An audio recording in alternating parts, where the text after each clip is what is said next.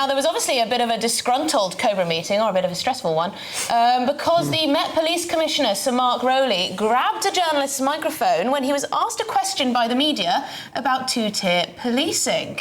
Now we're joined by GB News Home and Security Editor Mark White. What happened here exactly? Well, the Met Commissioner was leaving that Cobra meeting. Now, we've had a statement from Scotland Yard disputing that he was in any way disgruntled. I'll share with you what they said in a second, but let's just listen to Sir Mark Rowley's reaction as he left Cobra and was asked a question about two-tier policing.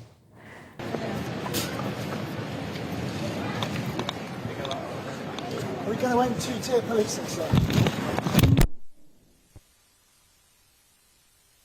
So, that looks pretty clear to me that he grabbed that microphone unnecessarily, because you can just walk past it. You don't need to touch the microphone.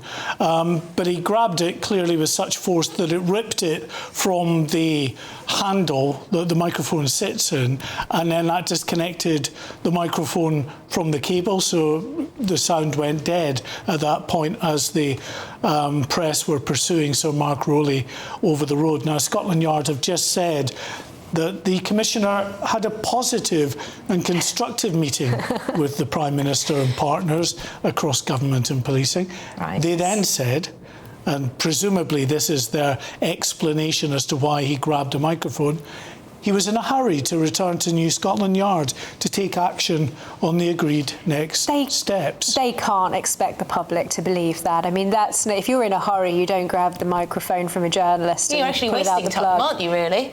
It seems like an extraordinary excuse. I mean, he wasn't impeded in any way, shape or form in his ability to get across that road quickly. You don't want to answer the question. You don't answer the question, as he didn't. He just said nothing. But he just gave a little grab and a pull while he was doing that. I think, to me, it looks pretty clear that he didn't like being asked about two-tier policing, and maybe understandably so. You know, the police, senior commanders, they're seeing what their officers have been up against in recent days. That's got to play on you, of course it has.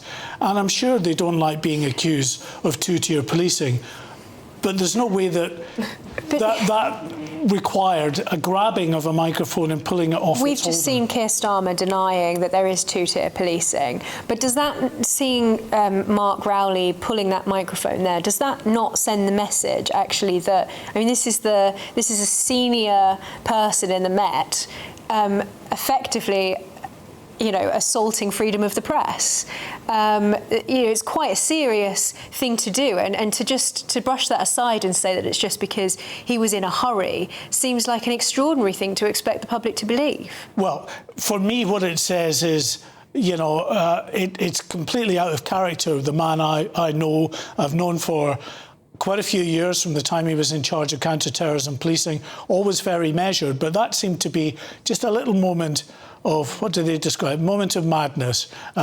He might not go that far. 5 minutes. A little bizarre interaction. But clearly, as I say, he probably does take offence at this accusation of two-tier policing. But it's a live issue. People are concerned about what they see is maybe a heavy-handed approach to some groups when they're protesting, and maybe not quite such a heavy-handed approach to other groups. It does feel a bit like the government are asking people not to believe the evidence of their own eyes and ears, doesn't it? I mean, both with the denial that there is any two-tier policing, and also with the idea that he just did this because he was in a hurry. Yeah.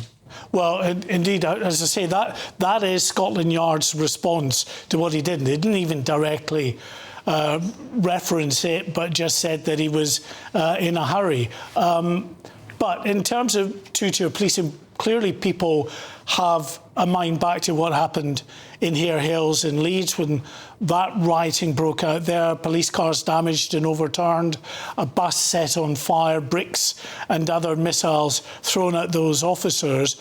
Now, a lot of that, maybe, you could argue, can be put down to them not having enough resources in place at that time and being caught by surprise.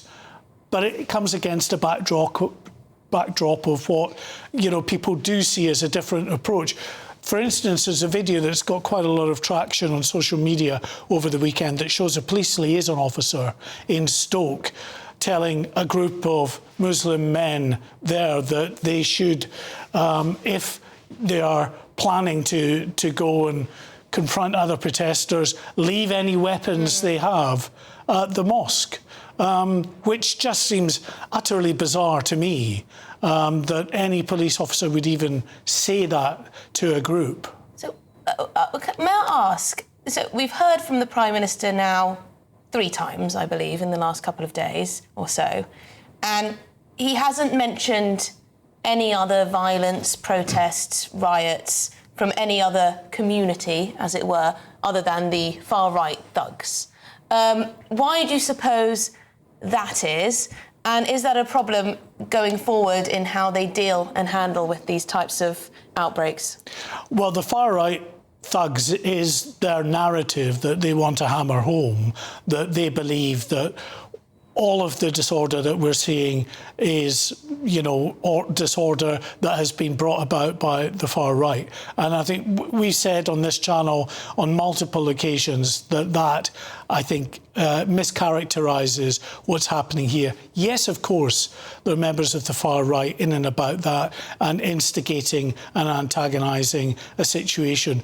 But what they're doing is they are moving into an area where they have fertile ground and lots of angry people for all of the issues that we've discussed before about people seeing a degradation in the social fabric of their particular community, of issues around multiculturalism and mass migration that has got people very angry in different communities. Now, there's no excuse for violence, of course there's not, but it does come up against that background and that backdrop, which is difficult to discuss because you then get shouted down as somehow excusing the violence that we've just said is completely unacceptable. When the Prime Minister is, as Emily said, he's not mentioned the Muslim groups who have been reported even in the papers as clashing with the far right protesters, nor the possible far left elements within the counter protest. Although obviously we've seen some of those seem to be carrying weapons, so whether we describe that as a protest, I don't know. But he seems to be excluding that from his communications with the public. And surely that only adds to the perception that the government are not, being completely straightforward with the British public. Yeah, I mean, it's a complex and difficult situation out there in towns in multiple locations now, where some are just protests that have spilled over into violence. Some have clearly been orchestrated with significant numbers of known troublemakers.